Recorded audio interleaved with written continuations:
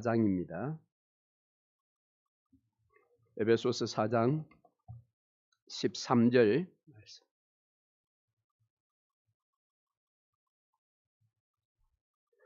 제가 봉독하겠습니다. 우리가 다 하나님의 아들을 믿는 것과 아는 일에 하나가 되어 온전한 사람을 이루어 그리스도 장성한 분량이 충만한 데까지 이르리니. 아멘.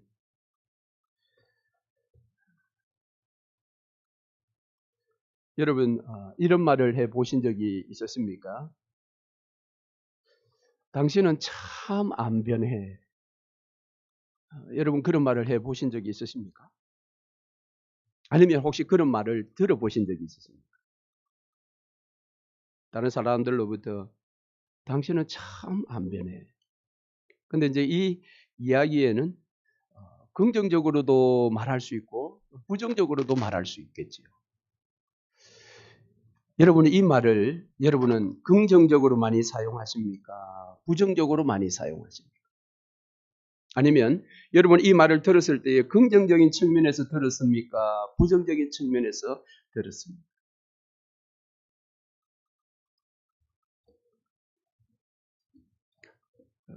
저도 이 말을 내가 하기보다는 내가 듣는 것이 좀 더 큰 것 같아요. 긍정적으로 듣는지 부정적으로 듣는지는 여러분들의 상상에 맡기겠습니다. 사람들은 참 안 변합니다. 뭐 저를 포함해서 마찬가지죠. 이 말은 사람들은 참 서로에게 영향을 받지 않습니다. 이게 기적입니다. 서로에게 영향받지 않아요. 한 교회 같이 살면서도 같이 신앙생활을 하면서도 서로에게 영향받지 않습니다. 부부가 되어서 10년, 20년, 30년, 아니 40년을 살아도 서로 영향을 받지 않습니다. 반대로 말하면 우리는 참 안타깝게도 서로에게 영향을 주지 못합니다. 아내가 남편에게 30년 같이 살았는데도 영향을 주지 못합니다. 40년 같이 살았는데 남편이 아내에게 영향을 못 줍니다. 이 왜 이렇습니까?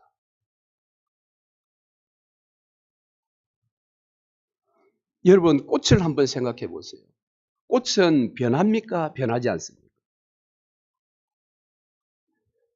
꽃은 변합니다. 꽃이 처음에 변할 때 좋게 변하죠. 활짝 핍니다. 그리고 이제 시간이 되면 이제 꽃이 집니다. 그때도 변하지요. 좋게 변했다가 또 나중에는 좋지 않게 변했다가 결국은 자연의 영향을 받아서 꽃이 이렇게 변하는 것입니다.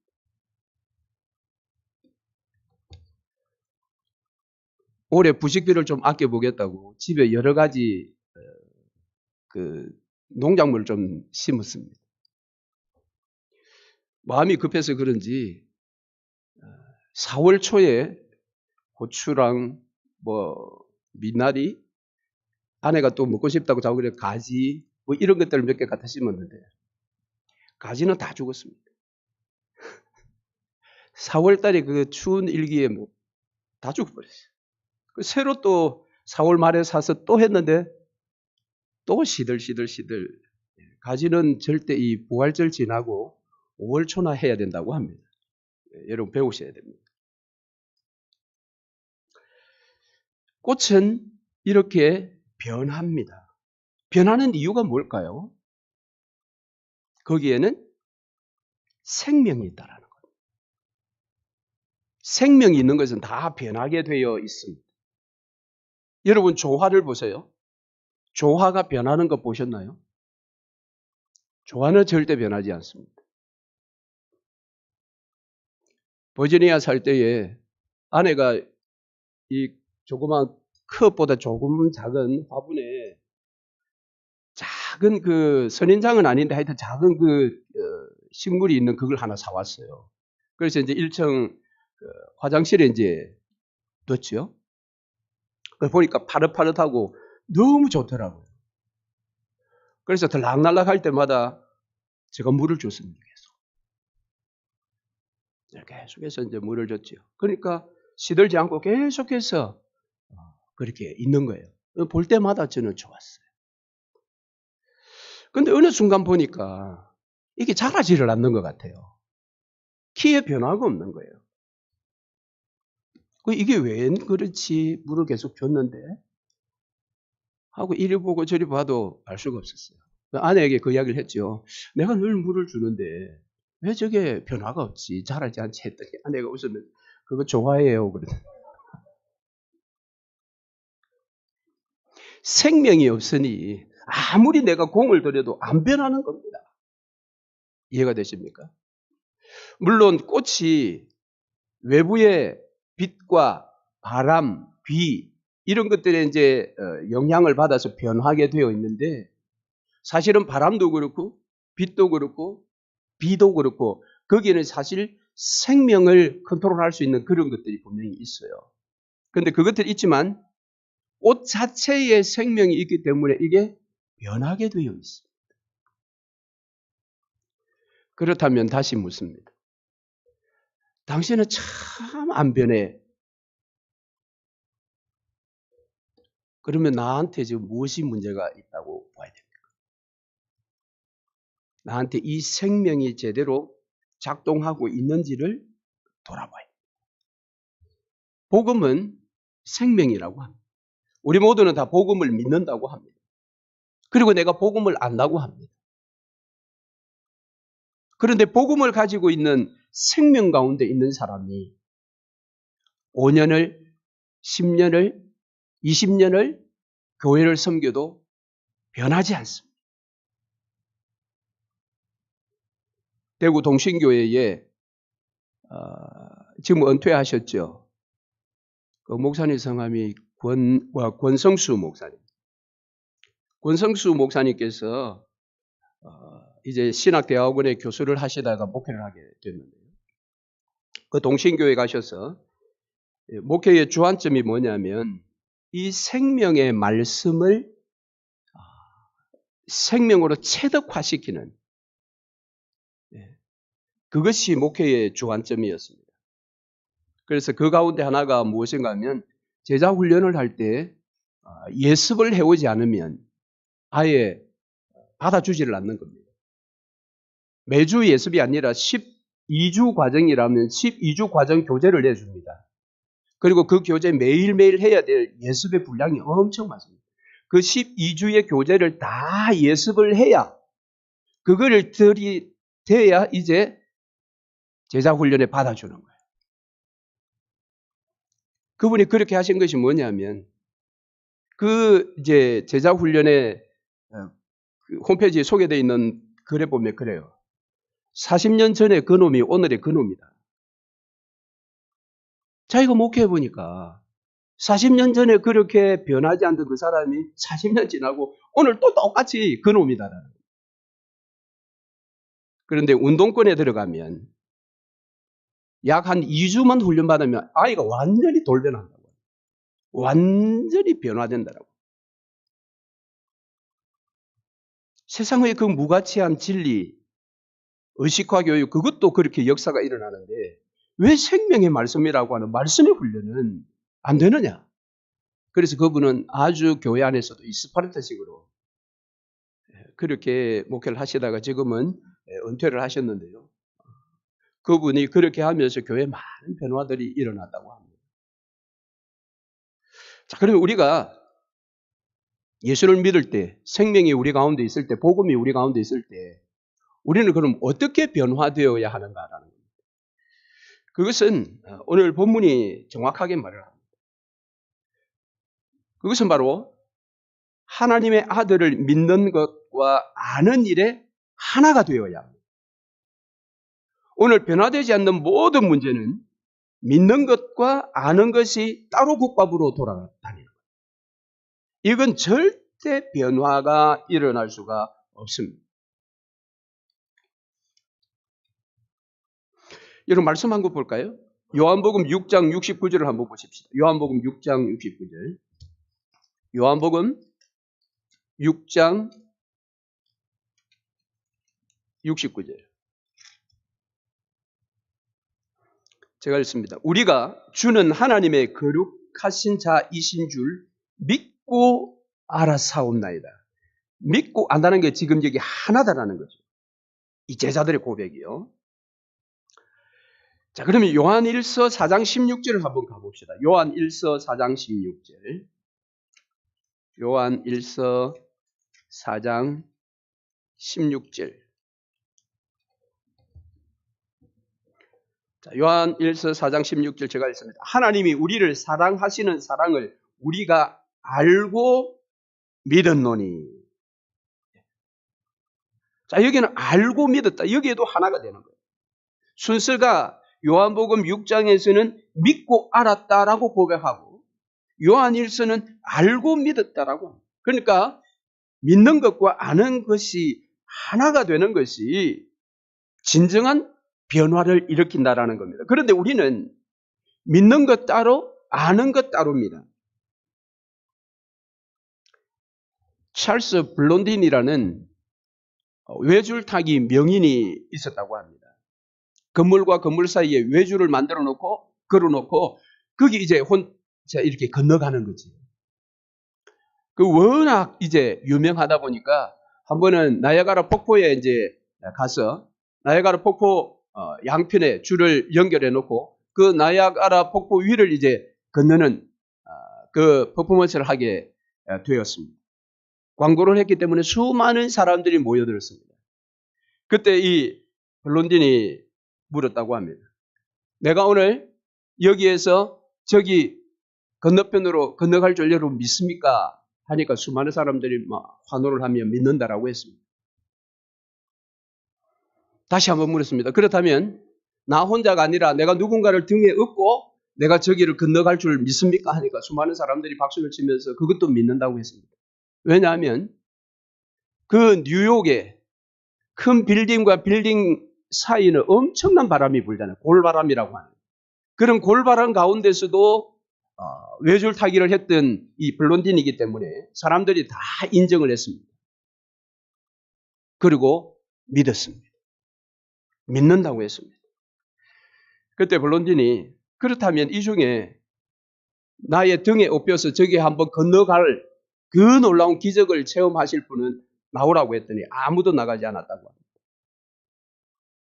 여러분 여기서 그러면 그 사람들이 믿는다고 했던 그것은 제대로 믿은 것인가라는 거죠. 그것은 오늘 본문과 비교해 보면 건너갈 것을 자기가 아는 것하고 믿는 것하고 이게 이제 분리가 된 상태와 똑같다라는 거예요. 사람들은 알지만 믿지 않는 경우가 있습니다. 여러분 이것이 각각 놀면 어떻게 되는지 아십니까? 아는 것만 가지고 있으면 이것은 자랑이 될 수 있습니다. 이것은 교만이 될 수 있습니다. 그런데 아는 것과 별개로 믿는 것만 있으면 어떻게 되는지 아십니까? 신비주의에 빠집니다. 맹신에 빠집니다. 어쩌면 많은 이단에 빠지는 사람들이 아는 것에 관심이 없고 믿는 것에만 관심이 있어서 그렇게 빠져든 게 아닌가 저는 생각을 해봅니다. 그러니까 안다고 하면서도 변화가 없습니다. 믿는다고 하면서 변화가 없습니다. 교회에 대해서 압니다. 교회 생활 변화 없습니다. 예수에 대해서 믿는다고 고백합니다. 신앙생활 변화가 없습니다. 40년 전에 그놈이 오늘 그놈입니다.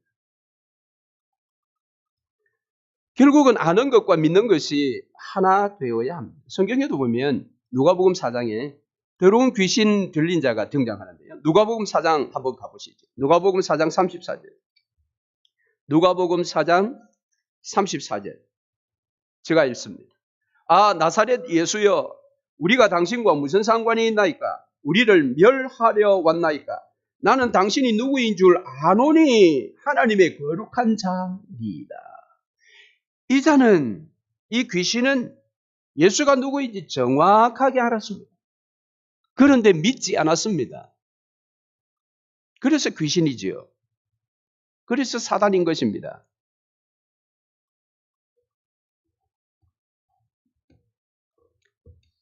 여러분, 제자들을 한번 보셔요. 제자들이 여러 가지 신앙의 고백을 합니다. 그 가운데 가장 유명한 고백이 이제 베드로의 신앙 고백이죠. 마태복음 16장에 나오는 주는 그리스도시요 살아계신 하나님의 아들이십니다. 이 고백은 방금 여기 귀신이 고백한 것하고 똑같은 고백입니다. 당신은 하나님의 거룩한 자이십니다. 똑같이 고백했습니다. 근데 그 베드로가 어떻게 했습니까? 예수를 세 번 부인했습니다. 예수를 저주했습니다. 믿는다고 하면서 알았지만 베드로는 변하지 않았습니다. 위기의 순간 죽음 앞에 섰을 때에 그는 변화되지 않은 자신의 모습을 보였습니다. 그랬던 그가 사도행전에 넘어가면 완전히 돌변합니다. 이유가 무엇입니까? 그 속에 진정한 생명이 이제 자리를 잡았기 때문에. 무엇을 통해? 예수 그리스도의 부활과 성천과 성령의 강림을 통해 성령의 놀라우신 그 역사로 그 속에 진정한 생명이 자리를 잡았습니다. 그래서 제자들의 모습이 복음서에 나타나는 모습과 사도행전의 모습이 완전 다른 것입니다. 어쩌면 오늘 우리의 변하지 않는 성도들의 모습은 복음서 시대에 나타나는 제자들의 모습과 같습니다. 수많은 기적의 현장에 참여했고, 아니 심지어 그 기적을 일으키는 일에 수발까지 들었던 자들입니다. 그런데 그들은 변화되지 않았습니다. 그러나 성령이 오신 이후에, 성령 강림 이후에 그들이 완전히 달라졌습니다.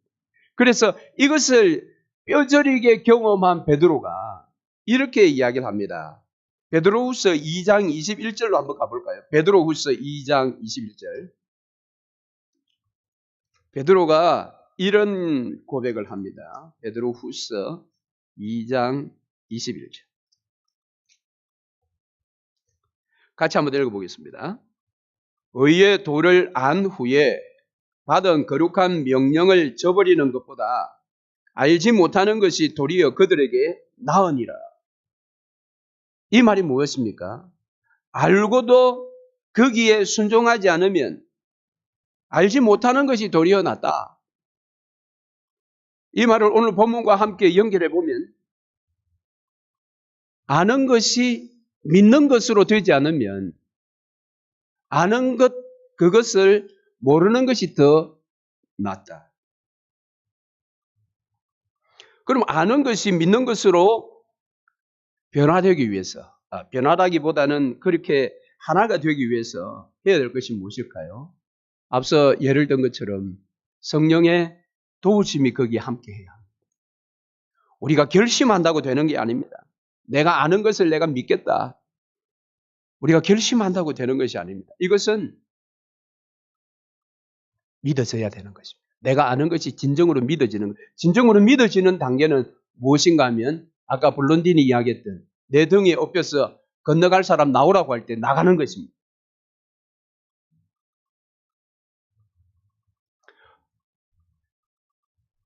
근데 이 블론딘에 관련된 다른 어떤 예화에 보면 이렇게 이야기했을 때 왜 꼬마가 하나 걸어 나왔다고 그래요.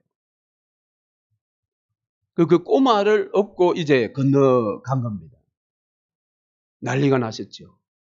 저 꼬마가 도대체 뭘 믿고, 알고 보니까 그 꼬마가 뭐 블론딘의 아들이었다. 이게 이제 실화인지는 모르겠어요. 예화에 그렇게 나와 있어요.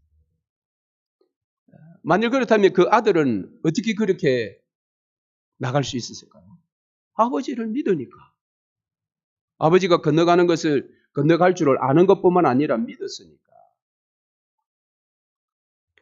결국 오늘 우리가 신앙에 있어서 믿음의 후배들에게 가르쳐 주어야 될 것은 바로 이것입니다. 아는 것도 가르쳐 주어야 되지, 믿는 것도 가르쳐 줘야 되지만 이 두 가지가 하나가 되는 거예요. 이 두 가지가 하나가 되지 않으니까 신앙생활에 기쁨이 없습니다. 이 아는 것은 어떻게 보면 이 틀을 닦는 것과 같습니다. 믿는 것은 건물을 세우는 겁니다. 맨날 아는 것만 이제 주목하다 보면 터만 계속 닦는 거예요. 근데 건물이 하나도 세워지지 않는 겁니다. 건물은 믿는 것입니다. 오늘 주께서 우리에게 원하시는 것은 터와 건물이 온전히 하나가 되는 것입니다. 그것이 하나님께서 원하는 것이다. 자, 이것을 오늘 본문 말씀에 보면 14절 15절에 온전한 사람을 이루어 장성한 분량까지. 그러니까 아는 것과 믿는 것이 하나가 안 되면 온전한 사람으로 주님이 여기지 않습니다. 하나가 될 때 온전한 사람이 되어서 장성한 분량에까지 이른다.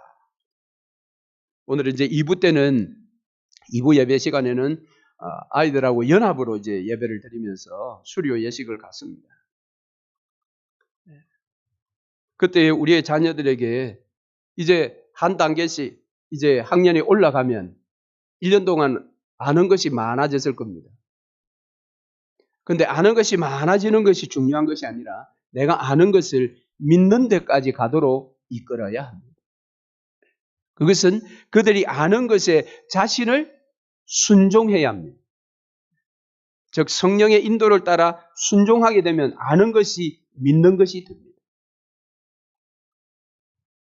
여러분 친구들, 여러분들 다 알지요? 다 알지만 여러분 친구 10명을 다 믿습니까? 어떤 친구는 안 믿어요. 왜? 그걸 너무 잘 아니까. 안 믿으면 역사가 일어나지 않는다라는 것입니다. 자, 그래서 온전한 사람을 이루고 장성한 분량에 이르기까지 되어야 되는데 결국은 이런 삶이 어떤 삶이냐? 결론적으로 로마서 12장 말씀을 결론적으로 보겠습니다. 로마서 12장 2절 말씀. 로마서 12장 2절 말씀. 너희는 이 세대를 본받지 말고 오직 마음을 새롭게 함으로 변화를 받아 하나님의 선하시고 기뻐하시고 온전하신 뜻이 무엇인지 분별하도록 하라. 할렐루야.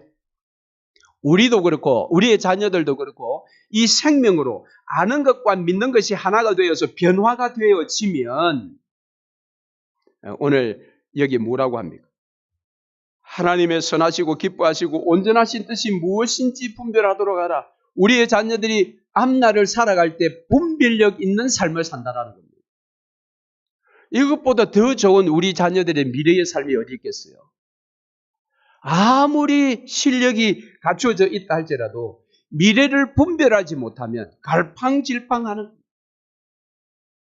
그러나 미래에 어떠한 과학 문명이 발달하더라도 우리가 아는 것과 믿는 것이 제대로 하나가 되어서 변화의 삶, 그래서 온전한 사람으로서 장성한 분량까지 이제 성숙해져 가면 세상이 아무리 바뀌어도 그 바뀌어져가는 세상에 대하여 하나님의 선하신 뜻이 무엇인지를 정확하게 분별하고 좌로 우로 이렇게 갈팡질팡하지 않고 하나님의 뜻을 향해서 달려갈 수 있는 것입니다.